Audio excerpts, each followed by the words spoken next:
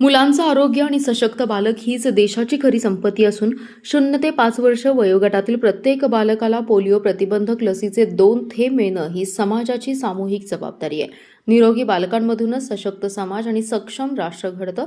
त्यामुळे संपूर्ण समाज निरोगी आणि सशक्त करण्यासाठी सर्वांनी पुढाकार घ्यावा असं आवाहन राज्याचे तंत्र व शिक्षण तसेच संसदीय कार्यमंत्री तथा जिल्ह्याचे पालकमंत्री चंद्रकांतदादा पाटील यांनी केलं आहे. महापालिकेच्या विश्रामबाग येथील प्राथमिक आरोग्य केंद्र येथे राष्ट्रीय पल्स पोलिओ लसीकरण मोहिमेचा शुभारंभ पालकमंत्री चंद्रकांतदादा पाटील यांच्या उपस्थितीत लहान बालकांना पोलिओचे 2 थेंब पाजून करण्यात आला.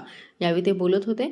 आयुक्त संचिता मोहपात्रा, अतिरिक्त आयुक्त राहुल रोकडे, बाळासाहेब यादव, जिल्हा आरोग्य अधिकारी डॉक्टर विजयकुमार वाघ, उपायुक्त स्मृती पाटील, वैद्यकीय अधिकारी डॉक्टर सुचेता पवार, आरोग्य अधिकारी वैभव पाटील, डॉक्टर सचिन देसाई यावेळी उपस्थित होते.